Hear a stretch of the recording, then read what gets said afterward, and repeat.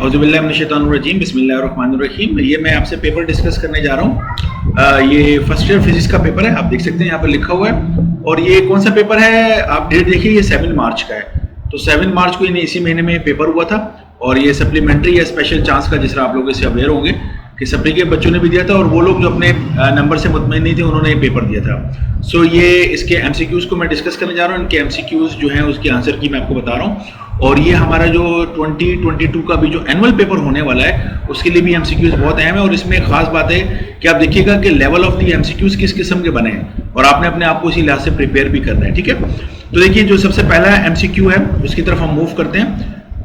पहले एमसीक्यू के अंदर वो हमसे कह रहा है the vector that can shift parallel to itself. Direct ये बुक से उसने ली हुई है डेफिनेशन। तो एक ऐसा वेक्टर जो पैरेलल टू इटसेल्फ हम उसको शिफ्ट कर सकते हैं वो हमारे पास कहलाता है free vector. So this is the definition of free vector, okay. Next is, वो कह रहा है the projection of vector A onto the direction of vector B.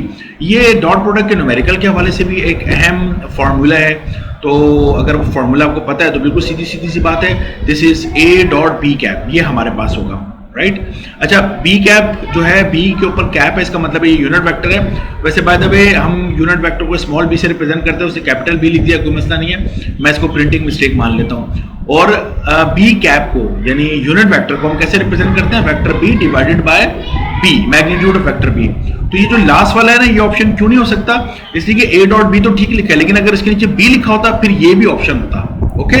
लेकिन इसके नीचे चूंकि ए लिखा है तो ये ऑप्शन नहीं है हमारा, राइट। तो कह रहा है स्टोक इक्वेशन में, ये चैप्टर नंबर 3 में है, इसके अंदर ये जो ईटा है, इसको ETA ईटा पढ़ते हैं हम लोग। ईटा जो है ये हमारे पास क्या है, तो सीधी सी बात है, this is the coefficient of viscosity, ठीक है। कह रहा है if a body of mass m suspended bye string, किसी बॉडी को जिसका मास m है हमने एक स्ट्रिंग से सस्पेंड कर दिया और वो मोशन में नहीं है, मतलब सिंपल हमने उसको हैंग किया हुआ है। तो कह रहा है मैग्नीट्यूड ऑफ द टेंशन, तो टेंशन कितनी होगी, वी नो कि tension is the reaction of the weight, weight का रिएक्शन होता है टेंशन, ओके। सो वेट हमारे पास क्या है, mg। सो टेंशन कितना होगा, वेट के बराबर होगा, this is mg। I believe so कि यहां तक आपको मेरी बात समझ में आ रही होगी।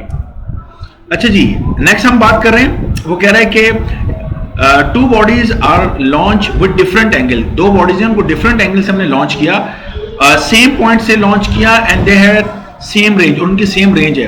तो प्रोजेक्टाइल में आपको याद है कि हमने थ्योरी में बात आपको समझाई है कि दो प्रोजेक्टाइल सेम रेंज अटेन करेंगे दो डिफरेंट एंगल पे। सिर्फ बात यह कि वो दो डिफरेंट एंगल कौन से होंगे, वो दो एंगल जिनका सम 90 होता है। ये सिंपल थ्योरी है। तो देख लेते हैं किसका सम 90 है। देखें 45 30 90 नहीं बनता, 30 70 ये भी 90 नहीं बनता, लेकिन 70 और 20 को अगर आप प्लस करें तो ये 90 बनता है। 60 और 20 ये भी 90 नहीं बनता। तो हमारे पास है 70 एंड 20, ओके। नेक्स्ट हमारे पास है every particle of A rotating rigid body has the same. अगर कोई बॉडी रोटेट कर रही है तो उस, और रिजिड का मतलब यह है कि घूमते हुए, जैसा पानी है तो पानी घूमते हुए, पानी की जो लेयर्स हैं, ऊपरी लेयर उसकी स्पीड कुछ और होती है और निचली लेयर की जो स्पीड है वो कुछ और होती है। तो रिजिड बॉडी का मतलब है कि कोई सॉलिड बॉडी है, समझ लें, ठीक है। जो घूमते हुए जिसका मास आगे पीछे कहीं नहीं हो रहा उसको हम रिजिड बॉडी कह रहे हैं। सो वो हमसे कह रहा है कि रिजिड बॉडी की जो है वो अगर कोई सर्कुलर मोशन कर रही है तो क्या सेम रहेगा। तो ऑब्वियसली बात है एंगुलर वेलोसिटी उसकी हमेशा क्या रहती है, सेम रहती है। So the answer is angular velocity, okay. चाहे वो सेंटर से करीब का पार्टिकल हो, अगर हम रिजिड बॉडी का कोई पार्टिकल ले लें तो सेंटर से करीब हो, सेंटर से दूर हो, तमाम की एंगुलर वेलोसिटी सेम रहती है, लेकिन लीनियर वेलोसिटी में फर्क आता है। Okay, if a body is moving in a circular path, it has both centripetal and tangential acceleration. अगर कोई बॉडी सर्कल में घूम रही है तो वो कह रहा है उसकी सेंट्रीपिटल एक्सेलरेशन भी, टेंजेंशियल एक्सेलरेशन भी है। तो देन इट्स स्पीड, उसकी स्पीड के बारे में वो कमेंट पूछ रहा है। ये याद रखिएगा चैप्टर नंबर 4 का जब हम सेंट्रीपिटल एक्सेलरेशन करा देते हैं उसके बाद, यानी उस चैप्टर का सबसे आखिरी पेज है, उसके बाद बहुत इंपॉर्टेंट किस्म की बातें लिखी हुई हैं जो आमतौर पर नेग्लेक्ट की जाती हैं। मैंने अपने वीडियोज में भी इस बात को डिस्कस किया है, लेकिन मैं अभी आपको यहाँ पे इस सवाल का जवाब देना चाह रहा हूँ कि ये है क्या। देखिए, जब भी कोई बॉडी सर्कल में घूमती है तो उसकी सेंट्रीपिटल एक्सेलरेशन होती है, ये अपने जहन में बिठा लें। जब भी कोई बॉडी कर्व यानी सर्कल के ऊपर मूव करेगी, कर्व पे मूव करेगी, सर्कल पे मूव करेगी, उसकी सेंट्रीपिटल एक्सेलरेशन होगी। अब सवाल आ गया टेंजेंशियल एक्सेलरेशन। अगर सर्कल पे घूमते हुए उसकी स्पीड कांस्टेंट है, अच्छी तरह मेरे जुमले सुन लो।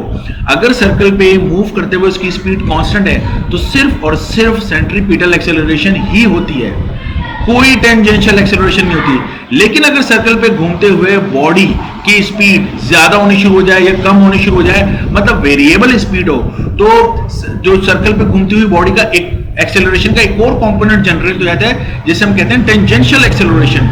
सो इस सवाल का जवाब कि जो वो कह रहा है कि सेंट्रीपिटल भी है और टेंजेंशियल भी है, तो टेंजेंशियल का लफ्ज पढ़ते साथ ही समझ में आ रहा है कि उसकी स्पीड कम या ज्यादा हो रही है, वेरिएबल स्पीड है।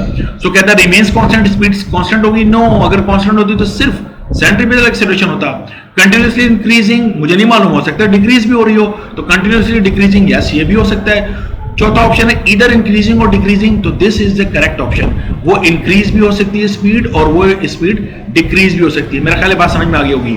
अगर सर्कल पे घूमती हुई बॉडी की स्पीड कांस्टेंट है, it has only centripetal acceleration, but if the speed is not constant then the tangential acceleration also exist, ये कहना चाह रहा हूं। Okay, the rate of change of angular momentum सीधी सीधी डेफिनेशन है हमारे पास टॉर्क कहलाता है। Okay, the next is the SI unit of the torque. Torque हमारे पास यूनिट, टॉर्क का फॉर्मूला क्या है? F into D, force into force arm. तो फोर्स का होता है न्यूटन, फोर्स आर्म का होता है metre, so this is newton metre. Don't make yourself confuse by this joule. क्यों? क्योंकि बहुत सारे लोग अब क्या सोचेंगे, वो कहेंगे जी अगर हम वर्क की बात करते हैं तो वर्क भी force multiply by the displacement है। फोर्स का यूनिट न्यूटन, डिस्प्लेसमेंट का यूनिट मीटर होता है, तो न्यूटन मीटर तो हमारे पास जूल कहलाता है। वो वर्क का ऐसा यूनिट है। जो अगर वर्क है वो है dot product of force and displacement. वो ठीक बात है कि न्यूटन और मीटर मल्टीप्लाई हो रहा है। And the torque is the force cross, यानी फोर्स आर्म क्रॉस फोर्स है, यानी उसमें क्रॉस प्रोडक्ट है टॉर्क में और वर्क में डॉट प्रोडक्ट है। तो ये डिफरेंशिएशन है इनके अंदर, और इसी हवाले से हमने यूनिट ऑफ जो वर्क है वो हमने जूल रखा हुआ है। ओके, और जो टॉर्क का यूनिट है वो न्यूटन मीटर है। सो ये ना हो क्या बोले न्यूटन मीटर सर जूल भी तो होता है, तो जूल ऑप्शन भी तो होना चाहिए। सो प्लीज उन तमाम लोगों के लिए जो इतना ज्यादा लॉजिकल जाके सोचते हैं और बेसिक थ्योरी को मिस करते हैं, उनके लिए मैं बता रहा हूँ। अच्छा जी, नेक्स्ट हमारे पास है when a diver pull his hand and feet. देखा होगा आपने, जैसे ओलंपिक्स में भी दिखाते हैं कि बोर्ड से कोई बंदा, यानी एक किसी हाइट से बंदा जंप लगाता है पानी में जाने के लिए, तो अगर अपने पैरों को और अपने हाथों को एक अपने बिल्कुल करीब कर लेता है तो वो बहुत ज्यादा घूम रहा होता है। ये बेसिकली टॉपिक है law of conservation of angular momentum का। सो जितना कोई बॉडी, यानी जितना उसका रेडियस कम होना शुरू हो जाएगा उतनी उसकी जो स्पिन है वो ज्यादा होना शुरू हो जाएगी।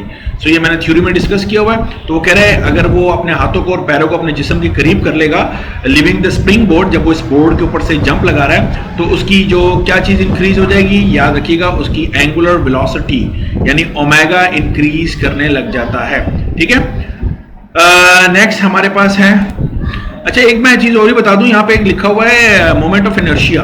तो मोमेंट ऑफ इनर्शिया आप देखेंगे तो सिन बोर्ड में वैसे सामने सामने नहीं है, लेकिन ये जो मैं बता रहा हूँ law of conservation of angular momentum, यानी बुक पढ़ना बड़ी जरूरी है, ये मैं आपसे कहना चाह रहा हूँ। तो वहां पर आखिरी पेजेस पे ये भी डिस्कस किया है। अब आखिरी पेजेस का लफ्ज मैं कई दफा अभी तक मैं बोल चुका हूँ। इसका मतलब है कि चैप्टर्स के एंड में जो कि नॉलेज बेस बातें हैं उससे एमसीक्यूज बने हैं, ठीक है। तो वहां पर आप देखेंगे तो चैप्टर नंबर 5 के एंड में भी आई और ओमेगा लिखा हुआ है, यानी एंगुलर मोमेंटम को आई ओमेगा की टर्म में रिप्रेजेंट किया है। So basically moment of inertia उसको हम आई से रिप्रेजेंट करते हैं, वो जो आई है वो डिक्रीज होगा तो ओमेगा इंक्रीज करता है। बहरहाल थ्योरी देख लीजिएगा, आई बिलीव सो, मैंने सब बातें वहां डिस्कस की हैं। Okay, the value of the acceleration due to gravity on the surface of the two planet will be the same provided the planet have same acceleration due to gravity. Small g की value same होती है, क्या same होना चाहिए?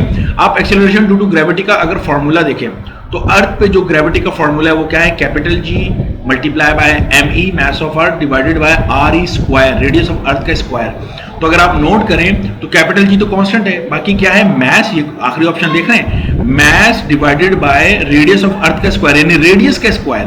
तो ये मेरे हिसाब से इसका ऑप्शन है, ये मैस अपॉन रेडियस नहीं होगा, ठीक है, रेडियस पे स्क्वायर होगा। प्लीज बी केयरफुल, उस फॉर्मूले के हिसाब से मैं आपको बता रहा हूं। Okay, for earth having uniform radius, अगर जमीन का रेडियस आर ई कांस्टेंट है तो the relation between acceleration due to gravity at depth D, तो डेप्थ डी में अगर आप फॉर्मूला देखें तो जी को उसने कहा है कि अगर कांस्टेंट है तो डेप्थ का फॉर्मूला क्या था? ये अगर इस वाले को जिसको मैं पहले जरा हाईलाइट कर दूं ताकि आपको नजर आ जाए, इस वाले फॉर्मूले पे अगर आप गौर करें तो ये जो प्रोपोर्शनल का सिंबल बनाया है ना, डायरेक्टली प्रोपोर्शनल, इसको अगर हटा के मैं इज इक्वल टू लगाऊं तो आप देखेंगे यहाँ पे जो चीज मिस है वो क्या चीज मिस है कि यहाँ पर G लिखा होना चाहिए था, इस तरीके से G लिखा होना चाहिए था यहाँ पे, तो वो G हटा के उसने इज इक्वल टू खत्म करके प्रोपोर्शनल लगा दिया।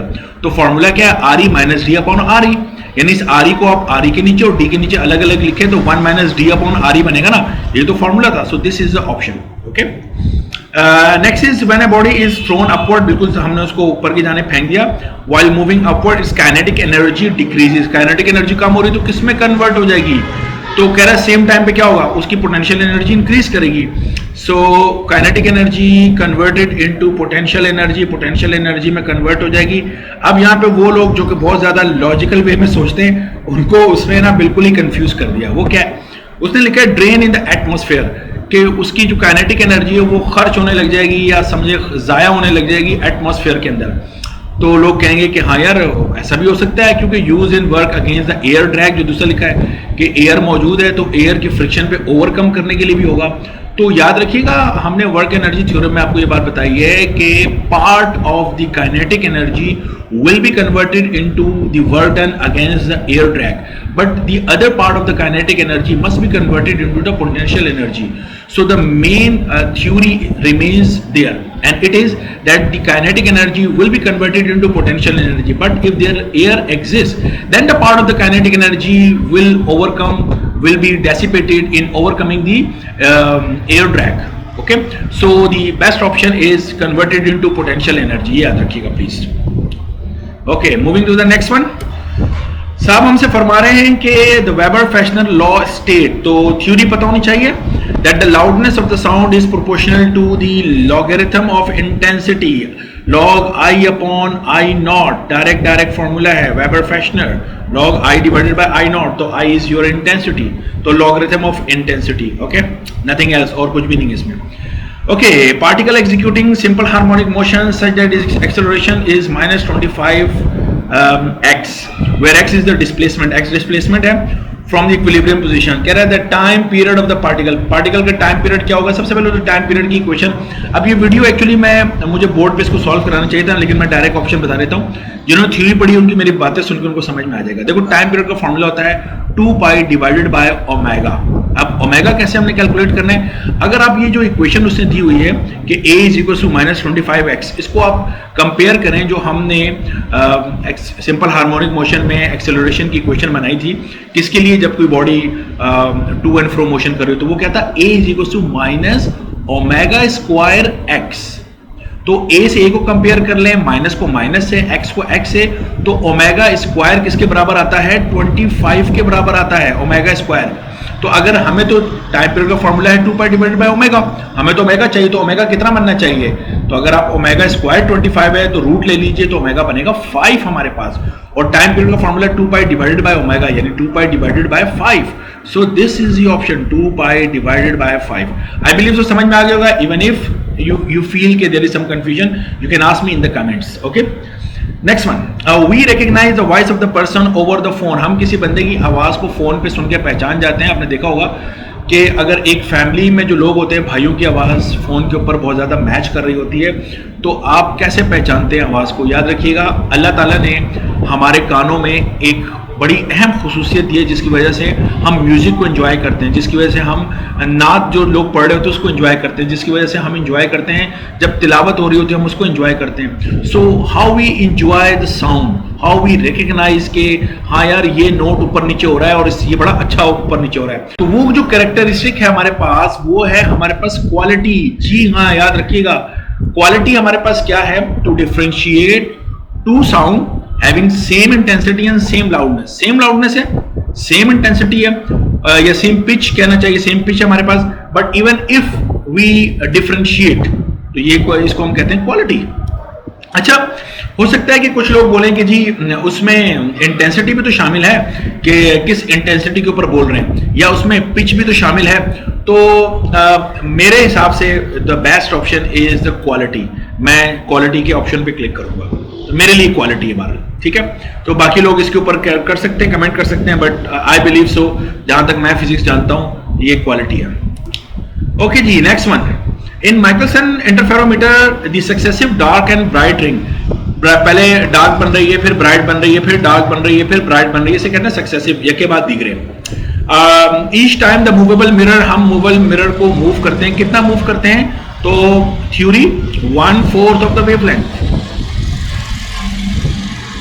ओके जनाब, नेक्स्ट वन कह रहा है the fringe spacing in double slit experiment decreases, fringe spacing decrease होती है, तो फ्रिंज स्पेसिंग का फॉर्मूला क्या है, delta X is equal to lambda L divided by D. तो डी यानी डिस्टेंस अगर आप बढ़ाएंगे तो फ्रिंज स्पेसिंग कम होगी, और लैम्डा और एल यानी एल का मतलब है कि स्लिट और स्क्रीन के दरमियान जो स्पेस है, डिस्टेंस है, वो एल है, और लैम्डा वेवलेंथ है, इन दोनों को बढ़ाने से फ्रिंज स्पेसिंग बढ़ेगी। तो फ्रिंज स्पेसिंग वो कह रहा है कि डबल स्लिट में डिक्रीज करती है, किस पर डिक्रीज, लैम्डा और एल डिक्रीज होना चाहिए। तो lambda increase no, distance between slit increase no, उससे तो इंक्रीज होगा क्योंकि डिक्रीज पूछा ना। The distance between slit decreases, slit के दरमियान जो डिस्टेंस है जिसको हम डी कहते हैं वो डिक्रीज होता है, तो वो डिक्रीज होगा तो जो फ्रिंज स्पेसिंग है वो इंक्रीज करेगा, वो हमारे पास नहीं, सॉरी मैंने गलत पढ़ दिया, कह रहा distance between slit increases, yes, तो स्लिट के दरमियान डिस्टेंस यानी डी इंक्रीज करेगा तो फ्रिंज स्पेसिंग डिक्रीज करेगा ना, तो ये ऑप्शन बिल्कुल एक्यूरेट ऑप्शन है, ठीक है। सो द लास्ट वन ये रहा, ये इसको मैं ऑप्शन को मैंने क्लिक कर दिया, ठीक है। ओके, नेक्स्ट वन हमारे पास है इन द इमेज फॉर्मेशन, जब इमेज बनाते हैं, अ रे that passes through the optical centre of the lens, वो रे जो कि लेंस के ऑप्टिकल सेंटर से गुजरती है उसके बारे में पूछ रहा है। क्या होता है भाई, वो तो बिल्कुल सीधी गुजर जाती है, उसमें कोई डेविएशन नहीं होती। Emerge from the lens parallel to the principal axis, principal axis parallel होती है, लेकिन अगर वो किसी एंगल पे ऑप्टिकल सेंटर से टकराएगी तो फिर भी क्या पैरेलल हो जाएगी, द आंसर इज नो। तो जो बेस्ट ऑप्शन है वो है कि अनडेविएटेड गुजरना चाहिए, तो मैं वो उस ऑप्शन को देखता हूं। सो डिफ्लेक्ट सो दैट नहीं, good deflect, undeflected for both concave and convex lens, yes बिल्कुल ठीक बात है, अनडिफ्लेक्टेड उसको गुजरना चाहिए कॉन्वेक्स और कॉनकेव लेंस के लिए। ये पेन मैं यूज कर रहा हूं तो मेरा ख्याल ऑप्शन नजर आ रहा होगा। Next, candela is the unit of, सीधा सीधा बात है, ल्यूमिनस इंटेंसिटी, बेसिक ऐसा यूनिट है, रट्टे लगे होंगे तो फौरन आप जवाब दे सकते हो। ओके जनाब, नेक्स्ट वन हमारे पास है, कह रहा है कि MLT⁻² is the dimension of, किसकी डायमेंशन है, देखें LT-2 ये डायमेंशन है एक्सेलरेशन की, तो एक्सेलरेशन के साथ m यानी मास को अगर हम मल्टीप्लाई करें तो ma, तो ये हमारे पास फोर्स बन गया, फोर्स कह लें या वेट कह लें, बात एक ही है। So this is the dimension of weight, okay. The acceleration, okay, acceleration of a body moving down a frictionless inclined plane at 30 degree, frictionless inclined plane से अगर कोई बॉडी नीचे आ रही है उसकी एक्सेलरेशन फार्मूला है a = g sin theta, sign angle theta उसने कहते दिया 30, sin 30 होता है 0.5 और g 9.8 होता है, तो 0.5 को 9.8 से मल्टीप्लाई करो, दैट बिकम 4.9 मीटर पर सेकंड स्क्वायर, यूनिट सेम देखना है। अच्छा, माइकलसन इंटरफेरोमीटर में सेमी सिल्वर प्लेट जो हमने यूज की, पहली प्लेट जो थी जिसपे part of the light reflect हो रही थी और part of the light refract हो रही थी, उसमें से गुजर रही थी, वो किस लिए यूज किया था, तो उस सवाल का जवाब है फेस कोहेरेंस के लिए यूज किया था। अब अगर आप माइकलसन इंटरफेरोमीटर का टॉपिक उठा लें और पढ़ें कि वो सेमी सिल्वर ग्लास प्लेट किस मकसद के लिए यूज हुई है, तो there is nothing written for this plate, वहां पे कुछ नहीं लिखा हुआ। तो मैं समझता हूं कि इस किस्म के MCQs जो कि अगर कोई बच्चा किताब से ही पढ़ रहा हो वहां पे ना लिखे हों तो ये थोड़ी सी ज़रा ज्यादती हो जाती है कि हम टेक्स्ट बुक के हिसाब से हमें MCQs को ही देना चाहिए था। मैंने वहाँ देखा है तो वहाँ पे मुझे नहीं नजर आया, तो इसलिए मैं, क्योंकि ये एज ए हम फिजिक्स पढ़ाते हैं, फिजिसिस्ट तो हमें तो पता ही है बात, लेकिन जाहिर बात है स्टूडेंट पूरी किताब पढ़ रहा है तो वो तो कहेगा ना कि कहाँ लिखी हुई है बात जो आपने हमसे पूछ ली। बहरहाल आगे चलते हैं। Rate of doing work power को कहते हैं, तो कह रहे हैं कि वर्क हमारे पास यानी पावर जीरो होगी जब angle between force and velocity. तो रेट ऑफ डूइंग वर्क से ये ना हो कि बच्चे पूछे वर्क, तो वर्क तो होता है फोर्स डॉट डिस्प्लेसमेंट, तो वो बोले फोर्स एंड वेलोसिटी दे दिया, अरे अब हमें कैसे समझ में आएगा, हम तो बड़े फंस गए। तो ऐसी कोई बात नहीं है। रेट ऑफ डूइंग वर्क ये जो जुमला है ये क्या कहलाता है, rate of doing work, this is called power, and power formula है फोर्स डॉट वेलोसिटी। तो वो पावर कब जीरो होगा, जाहिर सी बात है डॉट प्रोडक्ट जब भी cos 90 होगा। सो this is the option, cos 90 हमेशा जीरो होता है। एस्ट्रोनॉमिकल टेलीस्कोप में कह रहा है ऑब्जेक्टिव की फोकल लेंथ 90 सेंटीमीटर है, फोकल लेंथ आईपीस की 10 सेंटीमीटर है। Length of the telescope simple formula है f0 plus fe, focal length of the objective plus focal length of the eyepiece, दोनों को प्लस कर दे तो 90 प्लस 10 तो तो 100 सेंटीमीटर दोनों सेंटीमीटर में है, तो ये भी सेंटीमीटर में, बिल्कुल ठीक है। 1 horse power is equal to 746 watt. Watt के अंदर 746 है। ये 550 भी होता है लेकिन फिर वॉट नहीं होता, फिर वो होता है फीट पाउंड पर सेकेंड। आप देख लीजिएगा ये चैप्टर नंबर 7 के अंदर जो मोस्ट इंपोर्टेंट न्यूमेरिकल नंबर 5 और 6 है वो पावर से रिलेटेड है, वहां ये मैंने सारी थ्योरी में डिस्कस किया हुआ है आप लोगों के साथ, ठीक है। नेक्स्ट कह रहा है कि when a body slide over a surface kinetic friction. देखें एक कार है और वो कार खराब है, आप उसको धक्का लगा रहे हैं तो कार का टायर घूम रहा है, तो जो आप धक्का लगा रहे हैं वो फ्रिक्शन पे काबू पाने के लिए लगा रहे हैं, तो ये तो हो गई काइनेटिक फ्रिक्शन। लेकिन कार में एक बंदा बैठा हुआ है, मैं उसको कहता हूं ब्रेक लगा दो, अब उसने ब्रेक लगाई हुई है, अब मैं आपको बोलूं धक्का लगाओ, तो आप बोलेंगे यार ये तो बहुत ज्यादा लोग चाहिए या बहुत ज्यादा फोर्स चाहिए। इसका मतलब है स्टैटिक फ्रिक्शन हमेशा ज्यादा होती है, काइनेटिक फ्रिक्शन हमेशा कम होती है। तो बस आप देख लें, इसमें काइनेटिक फ्रिक्शन कम है, स्टैटिक ज्यादा है, ये ऑप्शन बिल्कुल ठीक है। स्टैटिक कम होती है, नो। काइनेटिक जीरो हो जाती है, जी नहीं, कोई जीरो नहीं होती। स्टैटिक जीरो होती है, जी नहीं, कोई जीरो नहीं होती। जब भी हम धक्का दे रहे होते हैं हमेशा काइनेटिक फ्रिक्शन कम होती है और स्टैटिक फ्रिक्शन हमेशा हमारे पास क्या होती है, ज्यादा होती है। ओके ओके जनाब, नेक्स्ट वन है हमारे पास, वो कहता है कि if an object is place at 2f of the convex lens. तो ये इमेज फॉर्मेशन अगर आपने पढ़ी हो, मैंने वीडियो बनाई हुई है, 2f पे अगर हम ऑब्जेक्ट को रखते हैं तो याद रखिएगा उसका जो इमेज बनता है वो हमेशा कहां पे बनता है, 2f के ऊपर बनता है। प्रैक्टिकल भी है आपका फर्स्ट ईयर में। Okay, Young double slit interference experiment है हमारे पास। The formula for the fringe spacing, पहले भी फ्रिंज स्पेसिंग के बारे में से पूछा है, तो delta is lambda L upon D, ठीक है। लैम्डा एल अपॉन डी मेरे ख्याल से सही है, आमतौर पर मैं इसमें गलतियां कर देता हूँ, फॉर्मूला सही पढ़ता हूँ लेकिन ऑप्शन गलत लगा देता हूँ, तो मेरे ख्याल से सही लगाया lambda L upon D. Okay, aerodynamics में the ratio of the velocity of the sound to the velocity of the source is called, ये भी चैप्टर नंबर 8 के एंड में जब हमारे पास क्या खत्म हो जाता है, वो डॉपलर इफेक्ट टॉपिक खत्म हो जाता है, तो ये जो उसने रेशियो देखिए ना एरोडायनामिक्स में कि velocity of the sound to the velocity of the source, तो ये हमारे पास कहलाता है माक नंबर कहलाता है। Okay, so I believe so, मैं बहुत जल्दी से वीडियो बना दूंगा, आप समझ में आ जाएगा। तो this is called mach number. कह रहा है if A and B are two vector, then अगर ए और बी दो वेक्टर तो A dot B is equal to B dot A, commutative property dot की बिल्कुल ठीक है। ए डॉट बी माइनस नहीं, गलत है। A cross B B cross A के बराबर होता है, नहीं, यहाँ पे माइनस आना चाहिए फिर होता है, ठीक है, वो नहीं यहाँ पर। तो मैग्नीट्यूड ए क्रॉस बी का बराबर है मैग्नीट्यूड बी क्रॉस ए का, तो ये भी बिल्कुल ठीक है कि ए क्रॉस बी का मैग्नीट्यूड और बी क्रॉस ए का नहीं, ये ऐसे नहीं दिया हुआ, ये कुछ और बात दी हुई है यहाँ पे। ये देखिएगा, ये आपको ना एक चीज कंफ्यूज ना कर दे, इसके अंदर असल में मसला ये है कि अगर उसने दिया होता ना ए क्रॉस बी और उसके बाद ये मॉड की लाइन, ये मॉड की लाइन है एक्चुअली, जिसने टाइप किया ना उसके समझ में नहीं आया कि ये मॉड की लाइन है, उसको ब्रैकेट बना दिया, उसको स्ट्रेट लाइनें जो है ना वो समझ में नहीं आ रही थी, ठीक है, ये टाइपिंग मिस्टेक है।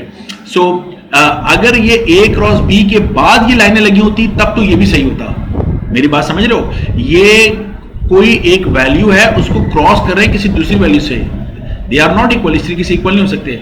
सो the best option is A dot B is equal to B dot A, ठीक है, मेरे ख्याल से समझ में आ रही होगी यहां तक बात। ओके, अच्छा जनाब, कह रहा है कि in projectile motion velocity has constant vertical component, कभी नहीं होता कांस्टेंट हॉरिजॉन्टल कंपोनेंट, यस ये होता है हमारे पास कांस्टेंट हॉरिजॉन्टल वर्टिकल कंपोनेंट, जी नहीं, सिर्फ हॉरिजॉन्टल कांस्टेंट होता है, हॉरिजॉन्टल कंपोनेंट चेंजिंग, जी नहीं। So the best option is constant horizontal component, मेरा ख्याल है ये समझ में आ रहा होगा। ओके, सीधी सीधी थ्योरी है। When a source moves towards stationary listener, जब भी सोर्स मूव करेगा स्टेशनरी लिसनर की तरफ, तो जो स्टेशनरी लिसनर है उसको आवाज तेज होकर महसूस होगी, यानी इसका मतलब है उसकी जो अपैरेंट फ्रीक्वेंसी है वो ज्यादा हो रही है। तो कह रहा है apparent increase in wavelength, wavelength decrease होगी, ये याद रखिएगा, वेवलेंथ डिक्रीज होगी। And apparent increase in frequency, yes apparent increase in frequency है, ये याद रखिएगा। जो बहुत ज्यादा थ्योरी में जाकर पढ़ रहा होगा उसके लिए ये एमसीक्यू जरा प्रॉब्लमेटिक बन जाएगा, वो इसलिए कि जब भी सोर्स मूव करता है टुवर्ड्स द लिसनर और लिसनर रुका हुआ हो, तो जो फ्रीक्वेंसी का चेंज होता है उसकी रीजन वेवलेंथ का चेंज है। लेकिन वेवलेंथ क्या होता है, जब भी वो अप्रोच करता है टुवर्ड द स्टेशनरी लिसनर, तो जो वेवलेंथ है वो कम हो रही होती है, जिसकी वजह से फ्रीक्वेंसी ज्यादा होती है। तो फ्रीक्वेंसी ज्यादा वाला जो ऑप्शन है वो डायरेक्ट लिखा हुआ, इसलिए मैंने इस पर क्लिक कर दिया है, लेकिन ये वाला ऑप्शन सही हो सकता था अगर इसमें डिक्रीज होता। Be careful. Okay, 1 angstrom 10⁻⁻10 metre के बराबर होता है, और कोई ऑप्शन तो ऐसा नहीं है, तो सीधी सीधी वैल्यू अगर आपको रटी हुई है तो this is your option. When A car accelerate while moving uphill, ऊपर जा रही है और एक्सेलरेट कर रही है। ये मैंने पहले भी जो कॉलेजेस के एमसीक्यू सॉल्व कराए थे उसमें मैंने डिस्कस किया हुआ है। तो अगर वो वेलोसिटी से ऊपर जा रही होती तो उसकी वेलोसिटी कम हो रही होती। मेरी बात समझ रहे हैं? अगर मैं वो ऑब्जेक्ट को फेंकता हूं तो जैसे ऊपर जाएगा उसकी वेलोसिटी कम हो रही है। तो जितनी एनर्जी है वो किस में कन्वर्ट हो रही है? पोटेंशियल में कन्वर्ट हो रही है और काइनेटिक कम हो रही है। लेकिन अगर वो एक्सेलरेट कर रहा है तो उसका मतलब उसकी वेलोसिटी बढ़ रही है। एक्सेलरेशन का मतलब है कि इंक्रीजिंग वेलोसिटी, ओके। और अगर उसकी वेलोसिटी इंक्रीज कर रही है तो इसका मतलब है कि काइनेटिक भी इंक्रीज कर रही है। एक तो ऊपर जा रहा है, हाइट इंक्रीज कर रही है तो पोटेंशियल इंक्रीज हो गया, दूसरा उसकी वेलोसिटी इंक्रीज कर रही है तो काइनेटिक भी इंक्रीज कर रही है। सो लूज बोथ नहीं जनाब, gain both, yes gain both potential and kinetic energy. बाकी ऑप्शन क्या है वो भी देख लेते हैं। Gains of potential lose kinetic, no. जब एक्सेलरेट है तो काइनेटिक लूज नहीं हो सकती। गेन ऑफ काइनेटिक बिल्कुल ठीक है। लूज ऑफ पोटेंशियल, जब हाइट इंक्रीज करते हैं तो पोटेंशियल कैसे डिक्रीज हो सकती है? मेरा ख्याल समझ में आ रहा होगा आपको। Okay, if an object has a mass of 50 gram, its weight, तो भाई आप कैलकुलेट कर लो पहले। 50 ग्राम वेट क्या होता है? mg होता है, W is equal to mg। तो mass must be in kilogram. तो 50 को डिवाइड कर लेना 1000 से, जो भी जवाब है इसको मल्टीप्लाई करना 9.8 से। तो अगर आप मुझे इजाजत दो मैं यहाँ किसी कैलकुलेटर से अभी करके आपको जवाब बता देता हूँ, ठीक है। सो मैंने कर लिया है, ये हमारे पास आ रहा है 0.49 न्यूटन। समझ में आ रही है? 50 को मैंने डिवाइड किया 1000 से, जो भी जवाब आया उसको मल्टीप्लाई किया 9.8 से। So the next one is, साहब कह रहे हैं the area of the parallelogram formed by the two vector a and b is given by, area of parallelogram क्या होता है? magnitude of the cross product। Simple सा ये एक छोटी सी डेरिवेशन भी है, magnitude of the cross product. तो this is the magnitude of the cross product. अच्छा, जो पीछे एमसीक्यू था ना उसमें मैं ये कहना चाह रहा था आपसे कि अगर ए क्रॉस बी करके ये लाइन लगाई होगी तो फिर वो ऑप्शन हो सकता था, लेकिन यहाँ स्ट्रेट लाइन लगाई है, इसका मतलब है कि ये बात बिल्कुल ठीक है, यानी वहां उसे जानबूझ के ब्रैकेट लगाई कंफ्यूज करने के लिए। So magnitude of the cross product, ठीक है, ये ऑप्शन है। Power is equal to force dot velocity. तो फोर्स डॉट, ये रहा फोर्स डॉट वेलोसिटी क्या होता है? Displacement divided by time. So this is a very good option, direct हमने पकड़ लिया। ठीक है, फोर्स डॉट वेलोसिटी, वेलोसिटी को उसने किया है। ये ऑप्शन हमारे वेलोसिटी डिवाइडेड बाय टाइम लिखा है, क्रॉस नहीं हो सकता, डॉट है। मेरा ख्याल आसान से, okay. This equation represent Bragg's law, 2d sin theta is equal to m lambda, 2d sin theta is equal to m lambda, Bragg's law 2d sin theta is equal to m lambda. ये annual के अंदर भी आ चुका है, okay, वहां से लिया हुआ है। तो 2d sin theta is equal to m lambda. 1 radian is 57.3 degree. सीधी सीधी सी बातें हैं, आई बिलीव सो। अगर आपने पढ़ा है तो आपको फौरन समझ में आ रहा होगा। Okay, next one is, if a null और zero vector is multiplied by a finite number. तो नल वेक्टर का मतलब उसका मैग्नीट्यूड जीरो है, तो जीरो को आप किसी भी नंबर से मल्टीप्लाई करो यार, वो जीरो ही आएगा ना। तो द वेक्टर ऑब्टेन, कौन सा वेक्टर ऑब्टेन होगा? नल वेक्टर ही ऑब्टेन होगा ना, मैग्नीट्यूड जीरो रहेगा, okay. Next, the power of a convex lens of focal length 50 centimetre. तो अगर फोकल लेंथ 50 सेंटीमीटर में दी हो तो पावर ऑफ फॉर्मूला में मैंने बताया था 100 डिवाइडेड बाय फोकल लेंथ। तो 100 divided by 50 is 2। So the 2 dioptre, dioptre is a unit. इसके साथ ही सारे हमारे एमसीक्यूज खत्म हो गए। Thank you so much. अगर आपको ये वीडियो पसंद आई है तो इसको लाइक कर दीजिएगा, शेयर जरूर कीजिएगा लोगों के साथ, और अगर न्यू है चैनल पर तो सब्सक्राइब कीजिएगा। लोग कहते हैं आप ऐसा क्यों नहीं बोलते, तो आज मैंने बोल दिया। और दूसरा ये कि इसके जो अहम बात है, वो अहम बात क्या है कि आपने नोट किया होगा कि चैप्टर्स के एंड की थ्योरीज, जी हाँ, थ्योरीज पढ़ना बहुत जरूरी है। जिन थ्योरीज को आपने मिस किया, तो अगर आपने डेरिवेशन पढ़ी है, क्लास में टीचर की बातें सुनी हुई हैं, तो आप समझते हैं सारे एमसीक्यू सॉल्व हो जाएंगे। द आंसर इज नो, जी नहीं सॉल्व होंगे। आपको लाजमी तौर पे बुक के एंड के जो इंफॉर्मेशन के जो उसने दिया होता है वो लाजमी पढ़ना पड़ेगा, जो कभी एग्जाम में नहीं या एमसीक्यूज बन रहे हैं। ये वो अहम बात है जो मैं आपको बताना चाहता था। Thank you so much. अगर कोई सवाल हो तो आप जरूर कमेंट्स करके मुझसे पूछ लीजिएगा, ठीक है। इंशाल्लाह ये पहली वीडियो मैंने बना दी है, इससे अब मैं साथ साथ और वीडियोस अपलोड करता रहूंगा। अल्लाह हाफिज, अस्सलाम वालेकुम।